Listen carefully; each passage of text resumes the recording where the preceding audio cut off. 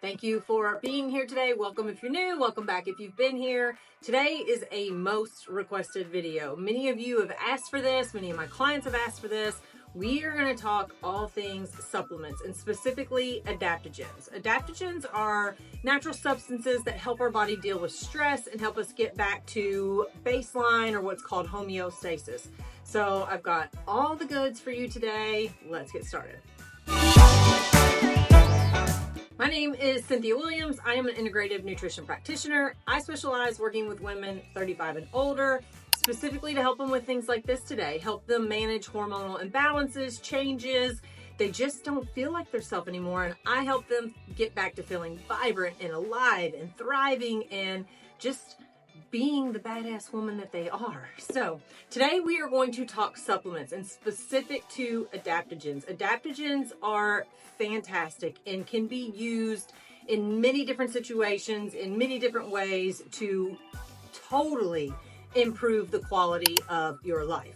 Now, with that said, when you're picking these adaptogens, you want to have a list of symptoms and you want to go with the most bothersome symptom first. That's what we want to address or attack when picking our adaptogens. I'm going to give you 4 really good adaptogens today. You don't need to take all 4, okay? You need to go after what is the most severe, what is causing you the most issue, find the adaptogen that you think will best suit that. Take it 3 to 4 weeks and then reevaluate your symptoms. If you're still having issues with some of the other symptoms, you're not seeing improvement, then you could bring on another adaptogen. Less is always more when it comes to this. And I'm going to go through dosing and everything for you today for each supplement, what they're good for, what they're not. Some of these are relaxants, some of these are stimulants. So first up is probably one that most of you have heard about called ashwagandha. Ashwagandha, I have used myself. I have used with a ton of clients and had really, really good results for clients that are high stress, have trouble sleeping, have high stress jobs, just are chronically stressed. So ashwagandha is a calming. It helps to increase DHEA, which naturally will decrease cortisol, which will help with decreasing anxiety and depression.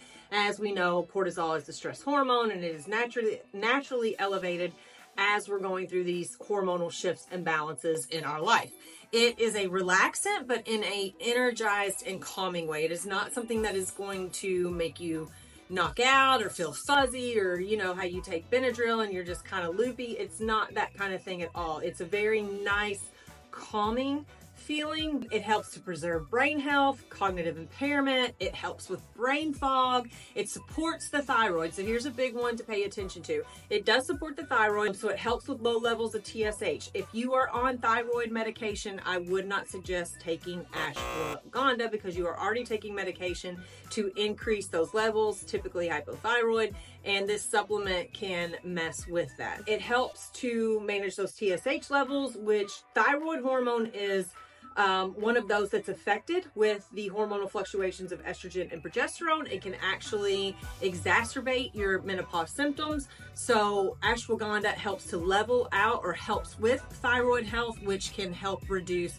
the frequency and the intensity of hot flashes or other menopause symptoms that you're having. It's anti-inflammatory. It can reduce delayed onset muscle soreness, which is a big complaint of women too in peri and postmenopause, is that they don't recover from workouts as quickly. And then it also helps to regulate blood sugars and insulin sensitivity, so since it helps to reduce cortisol levels. Dose, the smallest dose to start off with is 300 mg or 300 milligrams twice a day. It does work well with black pepper to increase your absorption.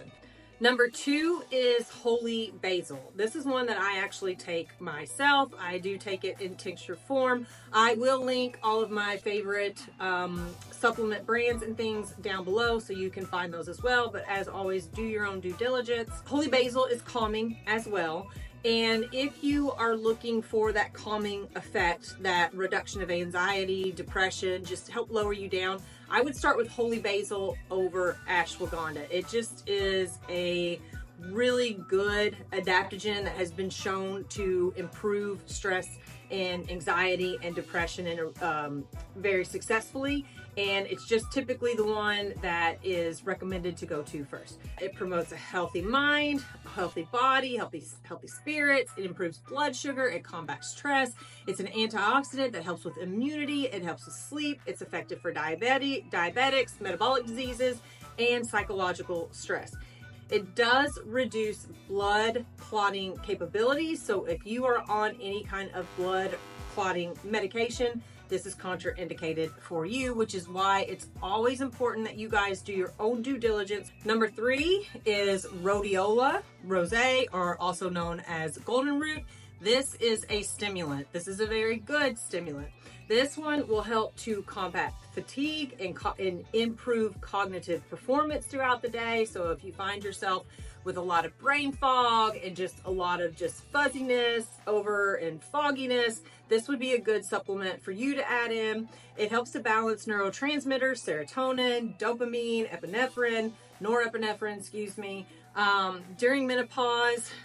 Those can get out of balance, which is why we tend to have mood swings or more anxiety and more depression. So this can help to level you out. It helps to improve concentration, reduce mental fatigue. It decreases the frequency and severity of hot flashes as well. It is also known as a SERM, which is a selective estrogen reuptake modulator. So it can help with those estrogen levels. And then it can prevent or delay menopause symptoms because it is a SERM. Rhodiola also helps to boost mitochondrial function. So mitochondria are your powerhouses in your cells. It's what's responsible for giving you energy and feeling good throughout the day. And it boosts the function of those, which is fantastic and what we want. It can help with your energy. It can help with your performance in the gym. If you've noticed that it's a little bit harder in the gym than it used to be, this could be a great supplement for that. It helps to promote the formation of new brain cells. You want to take this, yes, earlier in the day because it is a stimulant. Your dose can be anywhere between 150 to 600 milligrams, which again, remember, less is more. So I would always start with the smallest dose and see how it does. If it does not work for you, gently incline your dose or increase your dose. Number 4 is Schisandra. This is also a stimulating adaptogen. This would be the one over Rhodiola. If I had to start with one or the other, I'd probably start with Schisandra and then try Rhodiola.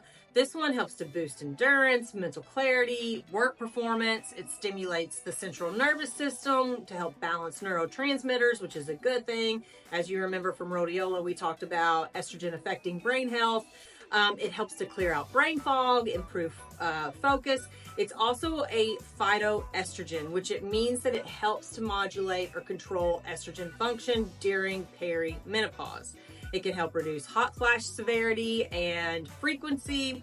It improves fitness and endurance by, again, improving mitochondrial and vascular health.